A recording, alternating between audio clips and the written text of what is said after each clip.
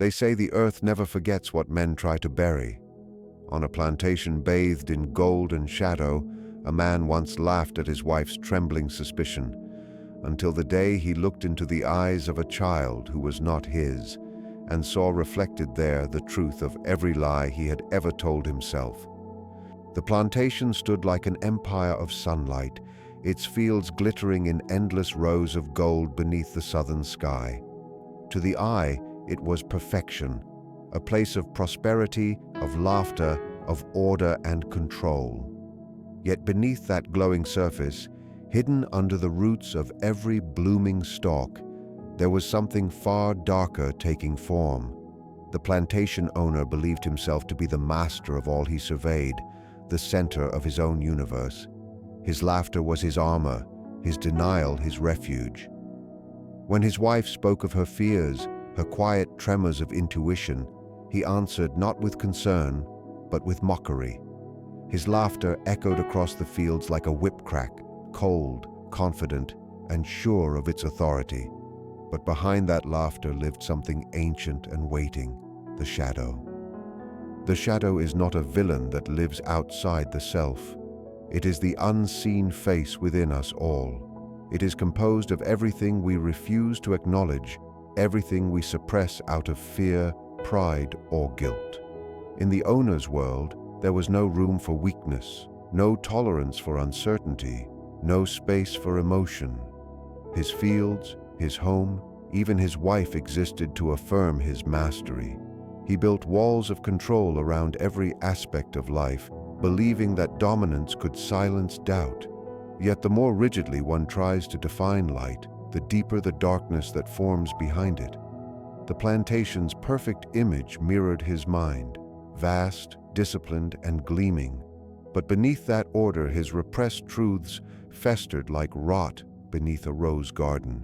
His wife's suspicions unsettled him, not because they were false, but because they stirred something he dared not face.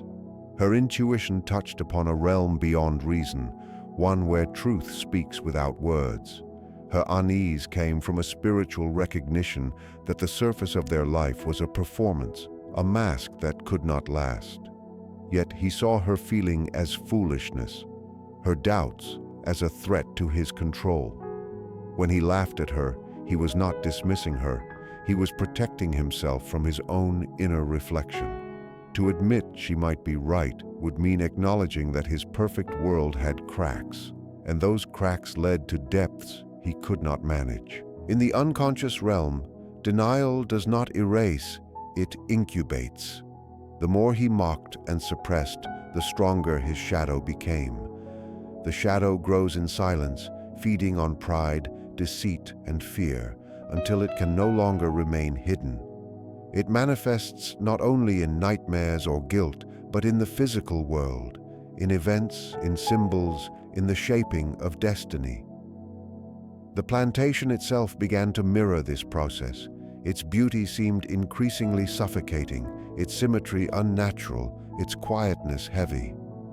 The laughter that once signaled dominance began to sound hollow, a sound made to drown out a rising inner storm.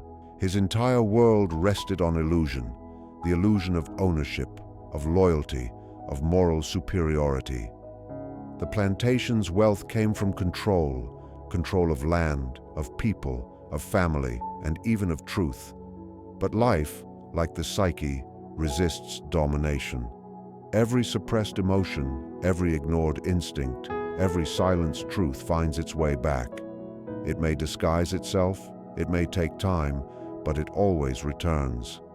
And when it does not return as an idea, it returns as reality. The moment the child was born with another man's eyes, the shadow finally broke through the golden surface.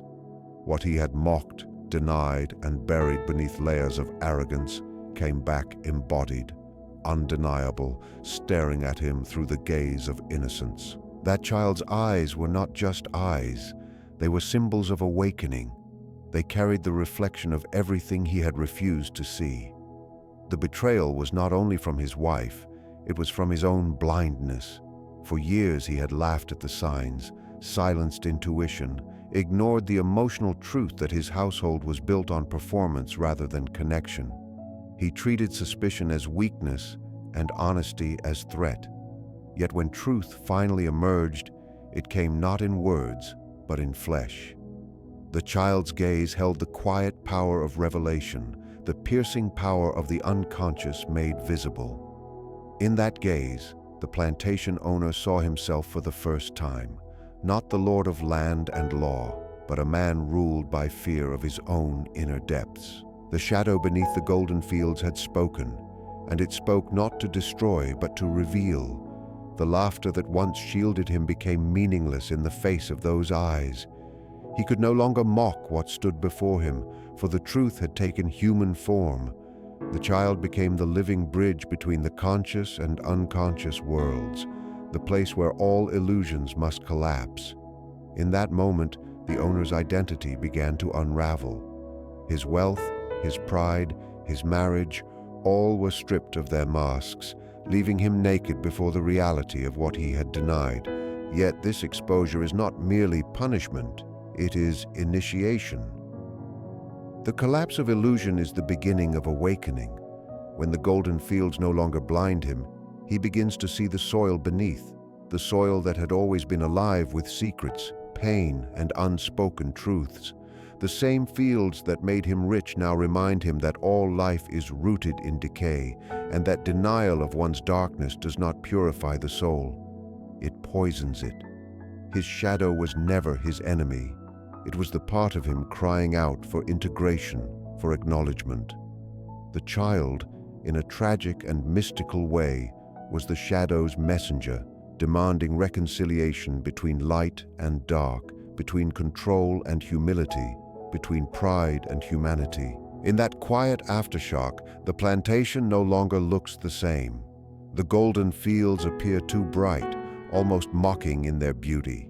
The laughter that once echoed across them now feels distant, belonging to another lifetime. The owner begins to understand that his fall was not a random twist of fate. It was the inevitable balancing act of a truth too long ignored. For every lie told, a truth grows in silence. For every act of mockery, a lesson takes root. The soil does not forget. It carries the memory of every deed, every denial, every cry left unheard. And so, the story of the plantation is not merely one of betrayal, it is the story of a man's confrontation with his own buried self. The shadow beneath the golden fields was never external. It was his own soul demanding to be seen. In the end, it was not the child who brought shame upon him, but the truth he had mocked into silence. The fields that once symbolized success now bear the weight of revelation. The laughter that once defined power now becomes the echo of his undoing. He stands, finally stripped of illusion, before the reality of life's unbreakable law. Whatever we plant in denial, we shall harvest in truth. In the quiet heart of the plantation house, the wife lived surrounded by the soft sounds of silk dresses, rustling servants, and the long sigh of southern winds through the windows. To others, she was the image of refinement, obedient, graceful, gentle in her demeanor, and devoted to her husband. Yet within her, there was an unease that she could neither suppress nor explain. It was not born from gossip or imagination. It came from a deep and ancient well of intuition, a knowing that transcended logic. She sensed currents moving beneath the surface of her life, subtle shifts in the atmosphere of the home, glances that lingered too long, silences that grew too heavy. The laughter of her husband, the power he wore like a crown, and the perfection of the world he ruled all began to feel like a mirage.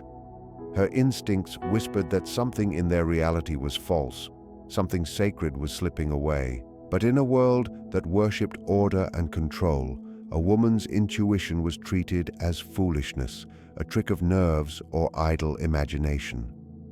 When she spoke of her fears, her husband's response was not compassion, but ridicule.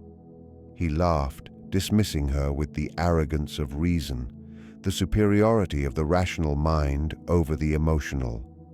Yet what he did not understand was that her sensitivity, the very thing he mocked, was her connection to a deeper truth.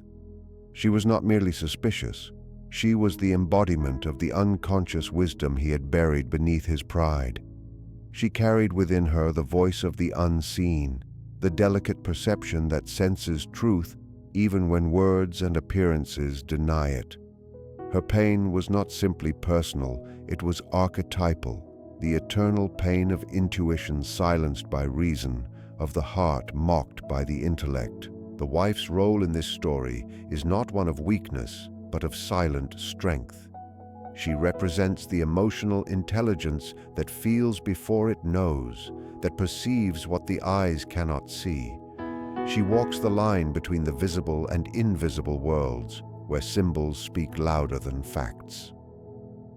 Each night, as the house quieted and the laughter of her husband faded into distant echoes, she would sit in that silence, listening to the pulse of her own heart, feeling the weight of truth pressing against her chest. Her dreams became her language, her unease a prophecy. She could not name it, but she knew that the balance of her home was breaking. The plantation's beauty, the wealth, the endless fields, all of it began to feel haunted, as though the soil itself was whispering secrets she was forbidden to know. When she tried to voice her feelings, the laughter that met her words was more painful than anger. Anger would have acknowledged her existence. Laughter erased it.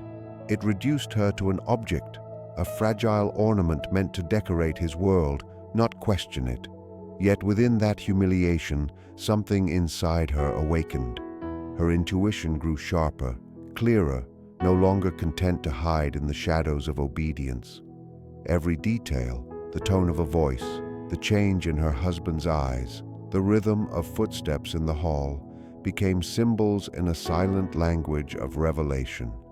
Her soul had begun its own rebellion against deception. Intuition, when ignored, becomes the storm that truth rides upon. The wife's sorrow and silence created a spiritual tension, a gathering of unseen energy. Her knowing became unbearable because it had no outlet, no validation. And when the child was born, her intuition materialized into reality. The child's eyes, those foreign, undeniable eyes, were the embodiment of everything she had felt but could not prove. What she sensed in dreams now breathed before her. The world that mocked her intuition now stood helpless before its proof. Her silence, her suffering, and her knowing had been transformed into the flesh of truth itself. In that moment, she ceased to be a victim of ridicule and became the mirror in which all illusions shattered. Her husband, who had dismissed her voice, now faced the consequence of his blindness. The child's gaze was the externalization of her internal world, the truth she had carried alone for so long. It was as though the universe had chosen her as the vessel through which revelation would come, not to destroy but to unveil. Through her, the unseen became seen. Through her pain, truth found a way to live. The wife's intuition is not merely emotional perception, it is a sacred intelligence. It is the capacity of the soul to perceive patterns beyond reason, to feel the tremors of destiny before they appear. Her suffering was the crucible in which truth was formed, her silence, the womb that birthed revelation. In every era, there are those who sense what others cannot, who carry a kind of spiritual sight that the world labels as weakness or madness.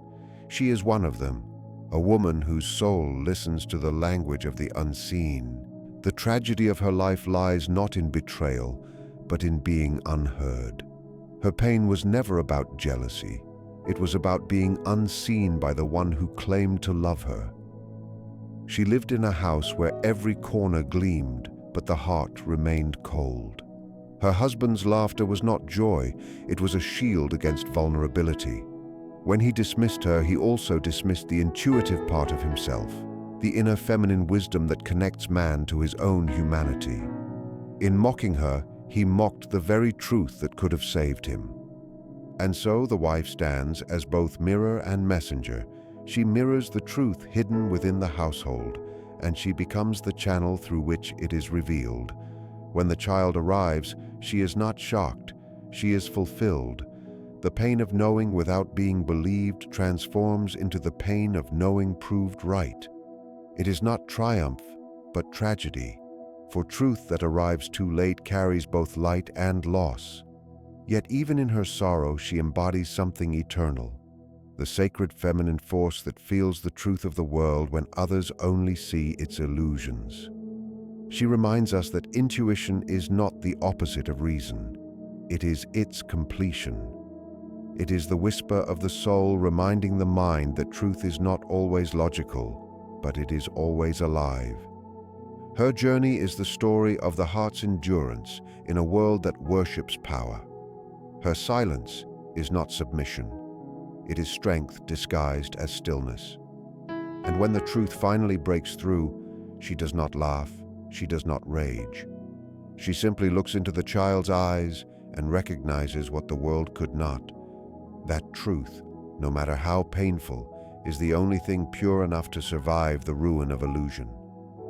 The moment the child entered the world, the air itself seemed to change. What had been a house filled with laughter and assurance now trembled beneath a silence that was not ordinary. It was sacred, terrifying, and absolute. The plantation owner's laughter, once so full of pride and confidence, turned to stillness. He looked into the newborn's eyes, expecting to see his reflection, his legacy, the continuation of his bloodline. But what he saw instead was a mirror that refused to lie.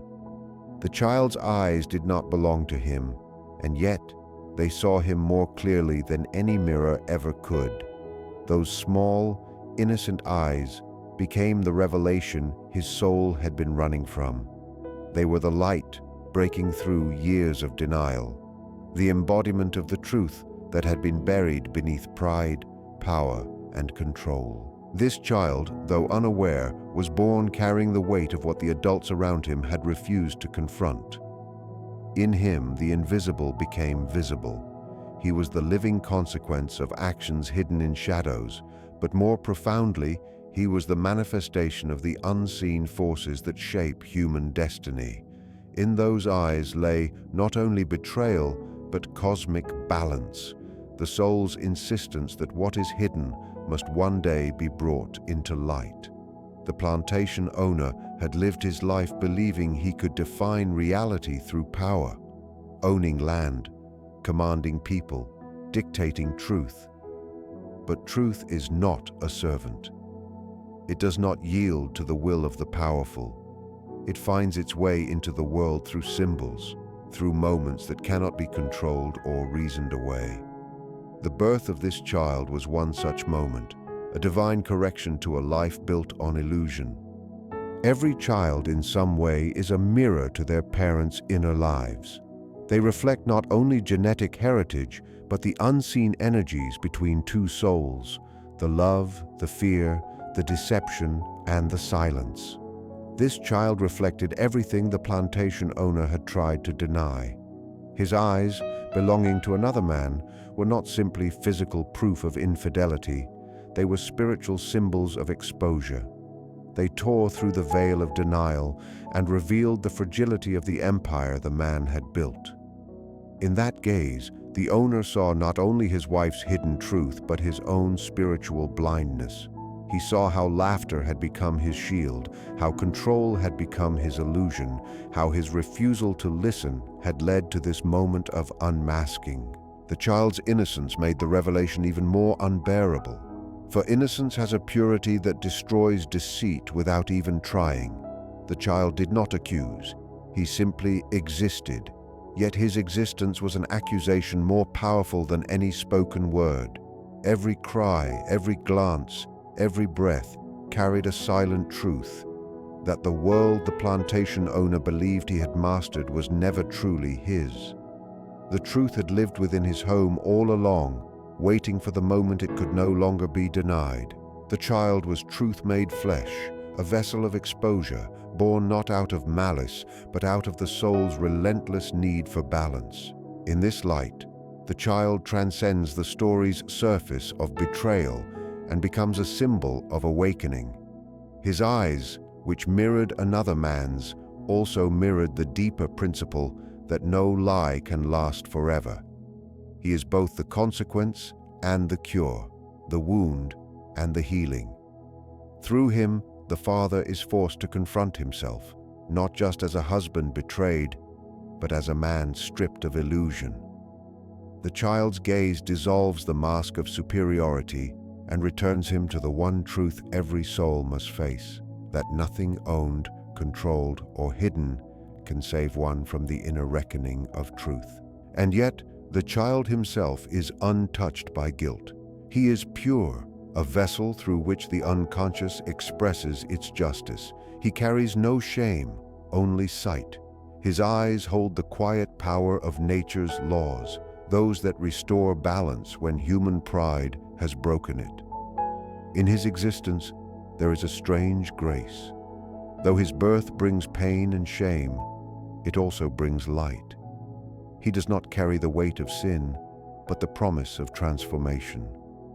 Through him, truth takes a human face and demands to be acknowledged, not as punishment, but as the necessary step toward redemption. As the years pass, the child will grow in the shadow of that truth.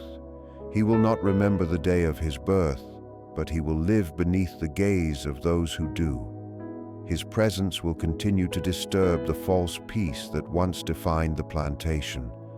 Every time his father looks at him, he will see the lesson life carved into flesh, that power without humility ends in blindness, that denial breeds revelation, and that the human soul cannot be deceived forever.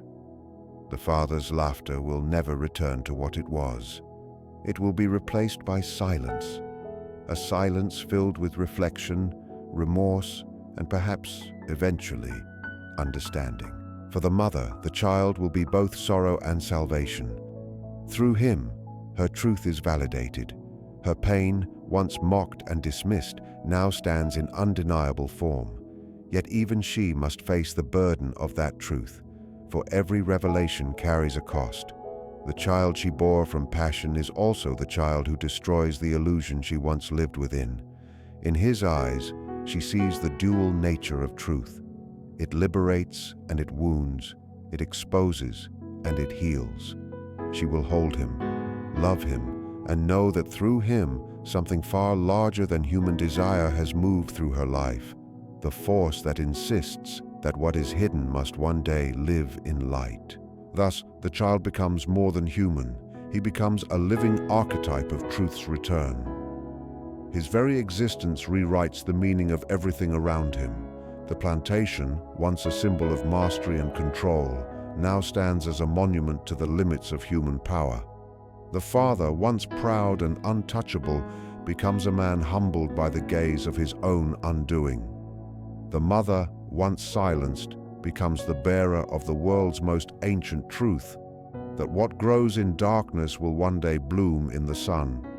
The child's eyes, those haunting, unyielding eyes, will follow the plantation owner all his days, not in vengeance but in witness. They will remind him that truth, though delayed, is never lost. It lives in the soul's deepest soil, waiting for the right season to rise.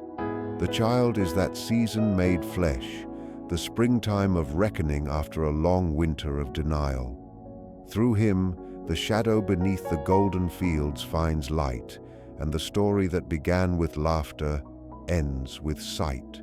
The plantation owner lived his life in the illusion that he was the master of his destiny.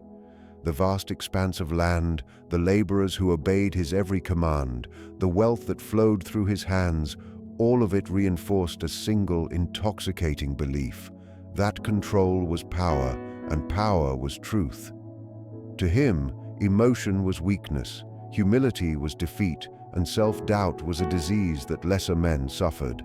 Every decision he made was wrapped in certainty. Every sound of laughter that came from his lips was not joy. It was the armor of pride, the denial of vulnerability. In his mind, the world existed to serve him, and his wife's fears, her trembling suspicions, were nothing more than disturbances to be silenced. But what he did not realize was that the same walls he built to protect his authority were the walls that would one day collapse upon him. Pride does not only blind, it deafens. It turns the human heart into an empire of silence where only the echo of one's own voice is heard. When his wife came to him with unease in her voice, he laughed because laughter was easier than listening. Listening required humility, and humility was foreign to him. In mocking her, he affirmed to himself that he was still in control, still untouched by the chaos that emotion might bring. His denial was not a momentary mistake, it was a way of life. He denied her voice, he denied her intuition, but most dangerously, he denied the whisper of truth within himself. The plantation's perfection, its endless rhythm of order and discipline, mirrored the rigidity of his inner world. Just as he ruled his land, he ruled his own mind with force, suppression, and command. But the psyche is not a field that can be tamed forever. There are seasons in the soul, and the more one tries to hold them still, the more violently they return. The fall from control often begins invisibly. It begins when the inner balance between reason and emotion is broken. The plantation owner's pride made him forget that life is not a structure of obedience, but a flow of connection. His refusal to honor his wife's insight symbolized a deeper refusal to honor the feminine principle within his own being, the side of him capable of empathy, surrender, and intuition. In rejecting her, he rejected the soft voice within himself that sought understanding rather than dominance. His entire identity had been built on mastery, over people, over nature, over emotion, and so he could not bear the idea that something might exist beyond his control. Yet that is the tragedy of pride. It builds its throne in the mind but forgets that the soul does not kneel. The greater the illusion of power, the more devastating its collapse will be when truth arrives. As months passed, his wife's unease grew, and his laughter became harsher, more brittle. Deep within, he began to sense the cracks forming in the world he had built, but pride would not allow him to look closely. He chose denial over doubt, command over compassion. Even when the house grew quieter, when his wife's eyes carried the sadness of a truth unspoken, he turned away. His denial was not ignorance, it was fear disguised as strength. For he knew that once he began to listen, the fragile architecture of his control would crumble. So he continued to laugh, to command, to act as if nothing could touch him. The plantation flourished under the sun, and yet, unseen to him, his own foundation darkened with rot. Then the day came when the child was born. What entered the room was not just new life. It was the arrival of the truth he had spent years mocking. In those eyes that did not belong to him, he saw the shattering of every illusion he had ever built. Pride, so carefully cultivated, withered in an instant. Control, once absolute, dissolved like dust in his hands. His laughter, that hollow echo of self-assurance, was replaced by silence so profound it felt eternal. In that moment, he discovered that control is a lie the mind tells to protect itself from fear. He realized that life, no matter how tightly held, cannot be possessed. Truth is not something to be managed or commanded, it is something to be faced. His denial had not only cost him trust, it had cost him sight. For years he had believed himself to be awake, yet he had lived in a dream spun from arrogance. Now the child's gaze became his awakening. He saw that all his wealth, his power, his laughter had been armor against an inner emptiness. Pride had made him a prisoner of his own creation.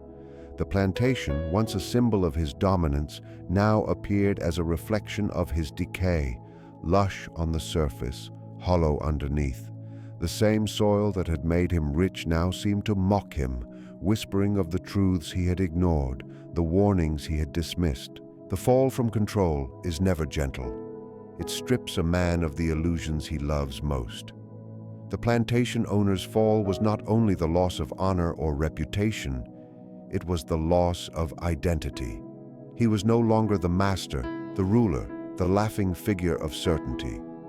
He was a man laid bare before life's law, that no one can control truth. His pride, once his strength, became the very reason for his destruction. And yet, within that destruction, there was the faint outline of something new: awareness.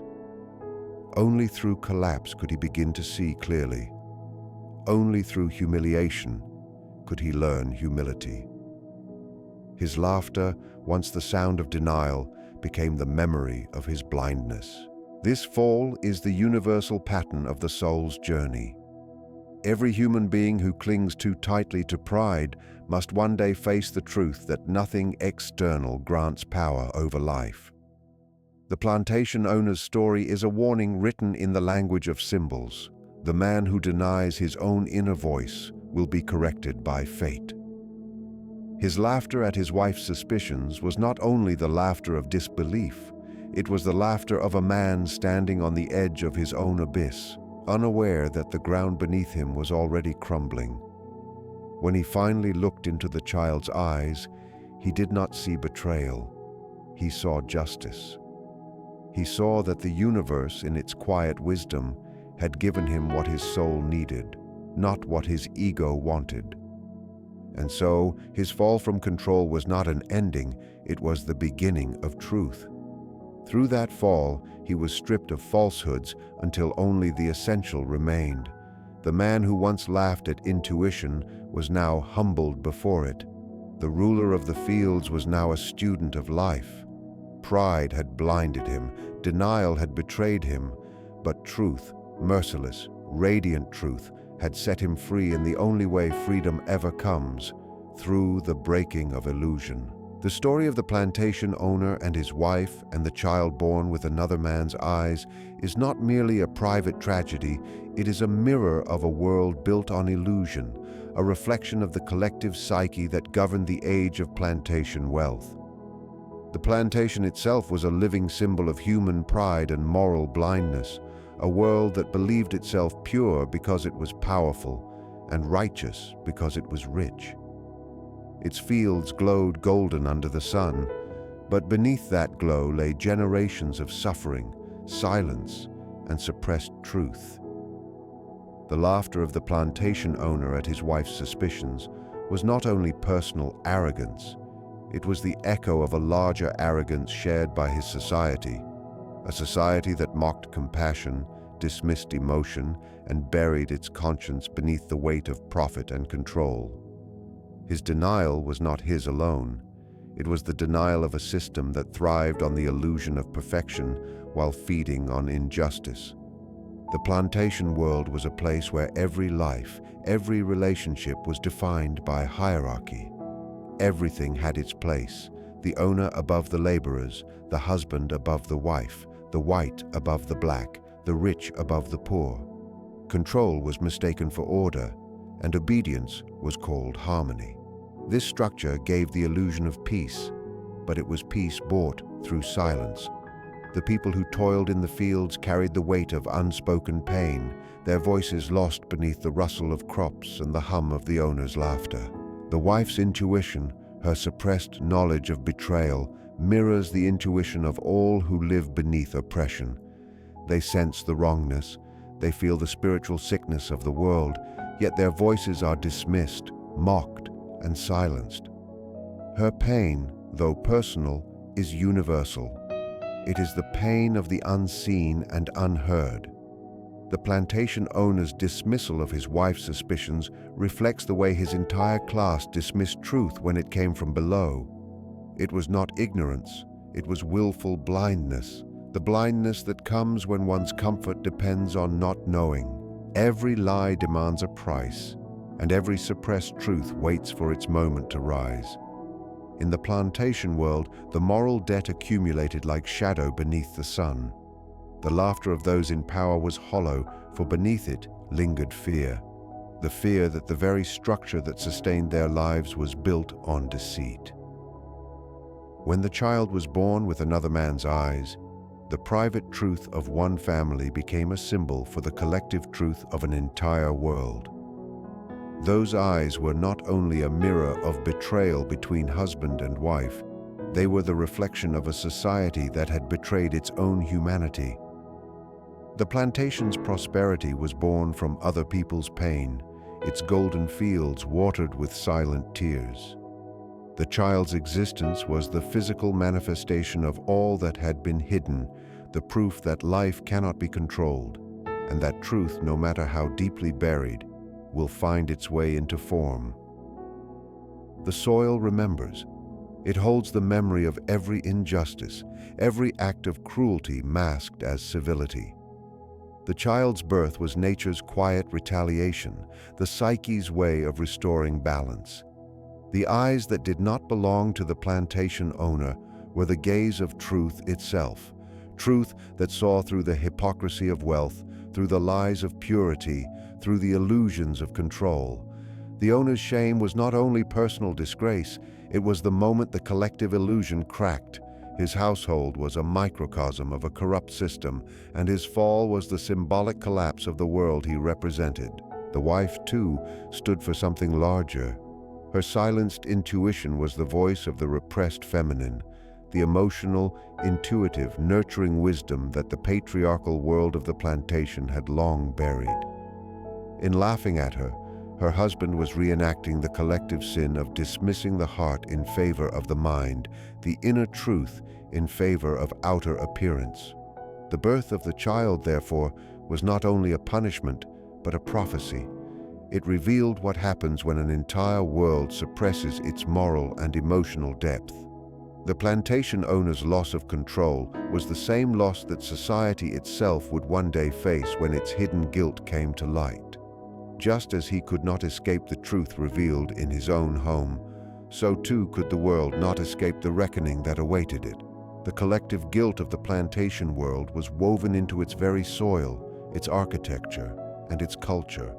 The great houses built on human suffering, the manicured gardens hiding decay beneath their roots, the polished manners concealing cruelty, all were symbols of a civilization that had traded truth for comfort. The plantation owner's downfall was inevitable because he was not simply a man, he was an embodiment of his age.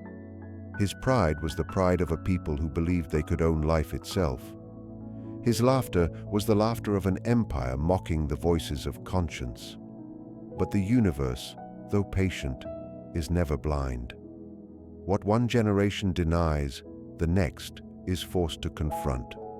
The birth of the child with eyes that spoke truth was the first crack in the facade, a whisper of the coming storm that would tear down the walls of that false world. And yet, even within that destruction lies the seed of awakening. The collective guilt of the plantation world, once acknowledged, becomes the soil from which new consciousness can grow. The child's eyes, though born of betrayal, carry the possibility of redemption. They are the eyes of truth unchained, the gaze that forces all who look upon it to see themselves without masks. Through the pain of exposure comes the chance for healing. Just as the plantation owner must face his own shadow, so too must the society he represents face the shadow it has long denied. The story is not only a warning, but a cycle, the eternal rhythm of darkness and light, of ignorance giving birth to awareness. In the collective unconscious of that world, the child represented the return of the repressed. Just as the plantation owner had mocked his wife's intuition, so too had society mocked conscience, empathy, and justice. It believed itself invincible because it owned land and labor, yet the earth itself was not deceived. The soil remembers. It holds the memory of every injustice, every act of cruelty masked as civility. The child's birth was nature's quiet retaliation, the psyche's way of restoring balance. The eyes that did not belong to the plantation owner were the gaze of truth itself, truth that saw through the hypocrisy of wealth, through the lies of purity, through the illusions of control. The owner's shame was not only personal disgrace, it was the moment the collective illusion cracked. His household was a microcosm of a corrupt system, and his fall was the symbolic collapse of the world he represented. The wife, too, stood for something larger. Her silenced intuition was the voice of the repressed feminine, the emotional, intuitive, nurturing wisdom that the patriarchal world of the plantation had long buried. In laughing at her, her husband was reenacting the collective sin of dismissing the heart in favor of the mind, the inner truth in favor of outer appearance. The birth of the child, therefore, was not only a punishment, but a prophecy. It revealed what happens when an entire world suppresses its moral and emotional depth. The plantation owner's loss of control was the same loss that society itself would one day face when its hidden guilt came to light. Just as he could not escape the truth revealed in his own home, so too could the world not escape the reckoning that awaited it.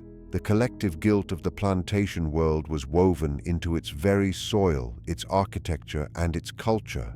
The great houses built on human suffering, the manicured gardens hiding decay beneath their roots, the polished manners concealing cruelty, all were symbols of a civilization that had traded truth for comfort.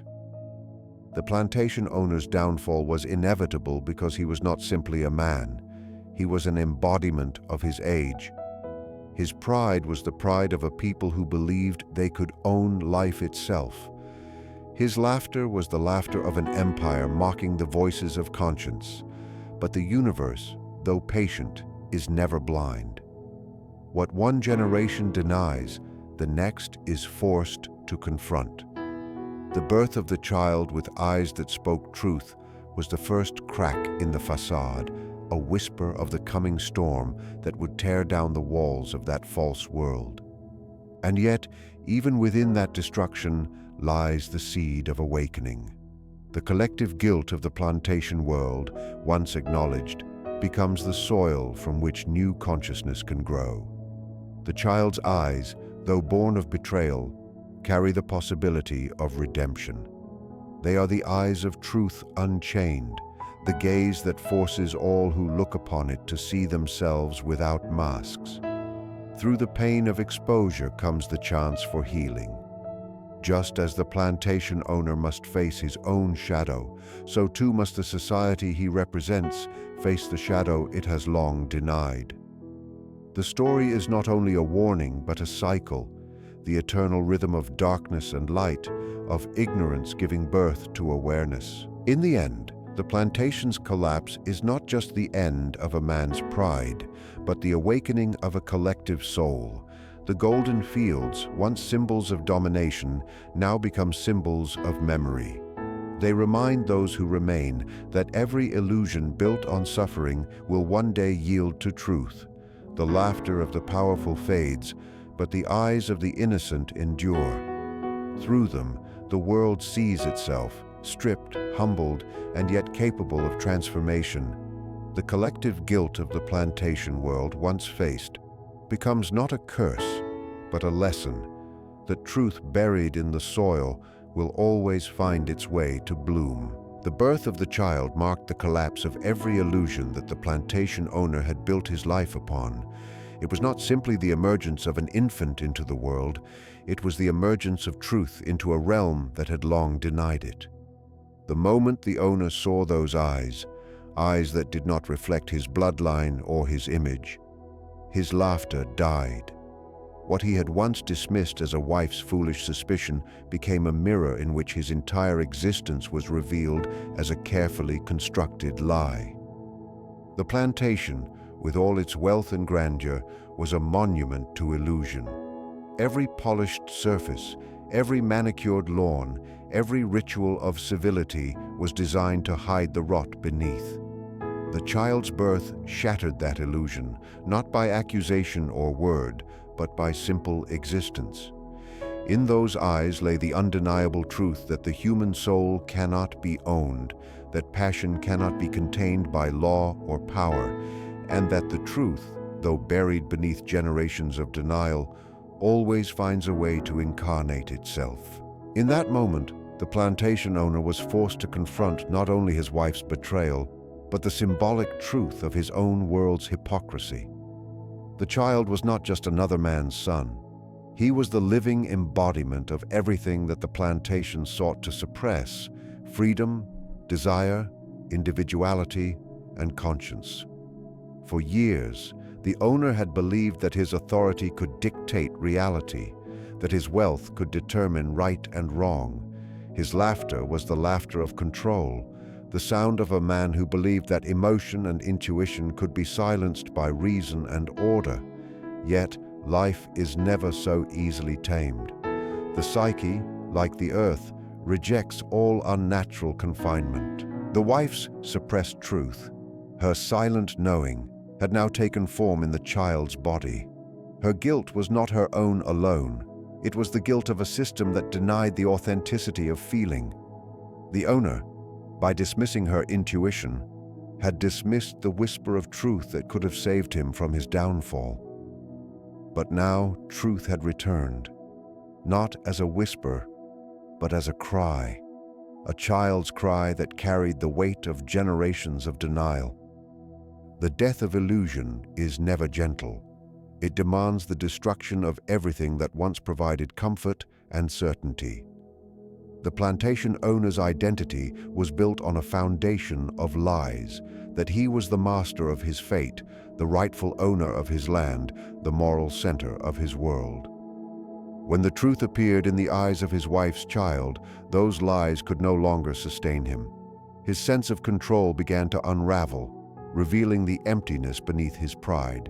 What he called love had been possession, what he called order had been repression, and what he called faith had been fear disguised as righteousness. The birth of truth always demands the death of illusion, because the two cannot coexist. In that moment of revelation, the plantation itself seemed to lose its grandeur. The once vibrant fields looked ghostly, the air heavy with an unspoken reckoning. The laughter that once filled its halls was replaced by silence, a silence that felt alive, as though the very earth waited for the owner to understand what he had refused to see all his life. In psychological terms, this was the confrontation with the shadow, the hidden truth that every individual and society carries within. The plantation owner's shadow was vast, built from years of pride, cruelty, and denial. He had repressed it so thoroughly that it had taken on life of its own, manifesting in the betrayal he now faced.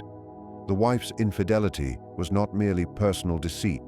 It was the shadow's revenge, the psyche's attempt to restore balance through chaos.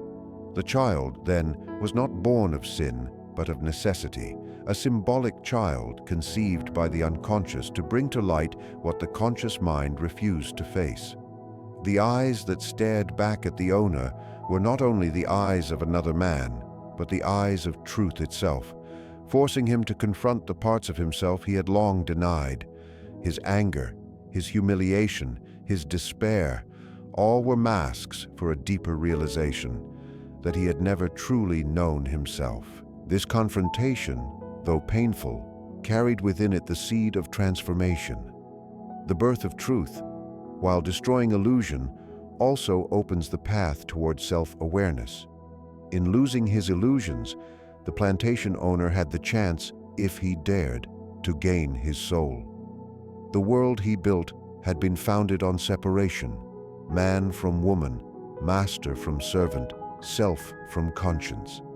The child's birth broke those barriers, uniting the realms he had tried so hard to keep apart. His wife's act, though condemned by the world, was in some ways the act of an unconscious redeemer, bringing chaos to a system that could only be healed through disruption. The pain that followed was not a punishment, but a purging. Just as fire burns away the dead wood to let new life emerge, so too did this revelation burn through the falsehoods that had suffocated truth. In the broader sense, this story reflects the eternal pattern of human awakening. Every civilization, like every individual, builds illusions to protect itself from truth. These illusions give temporary comfort, but they cannot endure. Eventually, life itself demands honesty. The plantation owner's downfall mirrors the downfall of any world that seeks to live without conscience. When the truth finally appears, whether through suffering, through rebellion, or through the innocent eyes of a child, it destroys what is false, but it also liberates what is real. The owner's despair, therefore, was both a death and a beginning. For the first time, he was stripped of pretense. He could no longer hide behind the mask of dignity or power. He stood naked before reality, forced to confront the humanity he had denied in others and in himself. The death of illusion always births a painful clarity. The plantation owner could now see the world not as he wished it to be, but as it was: fragile, flawed, and alive. His wife was no longer the perfect ornament of his household, but a human being, capable of longing, fear, and defiance. The child was no longer a symbol of shame, but of truth, and he himself was no longer a master, but a man, broken yet capable of redemption. The plantation, once the symbol of his pride, had become the grave of his illusions and, perhaps, the cradle of his rebirth. If he chose to listen, the silence that followed his laughter could become the beginning of wisdom. For truth, though it destroys, also heals. In the child's eyes, he might yet find forgiveness, not from the world, but from the truth itself, which asks not for perfection, but for awakening. The birth of truth and the death of illusion are the eternal rhythms of the human soul. The plantation owner's story, though tragic, reveals a deeper law of life: that every false world must crumble, every lie must be undone, and every heart must face its own reflection. Only then can light enter. The child's eyes, the silent witnesses of all that was hidden, remain the living proof that truth cannot be silenced forever. Through them, illusion dies, but in its death, the soul begins to live. The story of the plantation owner and the child with another man's eyes is not just about betrayal. It is about awakening. It is the story of how the soul, long asleep in comfort and illusion, is finally forced to confront the truth it has denied. His laughter was the echo of pride. His silence became the sound of reckoning. The child's birth tore the veil that covered not only a marriage, but an entire world built on falsehood. It showed that no amount of wealth or power can silence the conscience, that every hidden act carries within it the seed of revelation. The plantation, once the symbol of control, became the altar of confession, and in the eyes of that child lay both judgment and mercy. For truth, though it destroys illusion, is the only force that can make the soul whole again. This story reminds us that the cost of denial is always destruction, but the reward of truth, even in its pain, is freedom.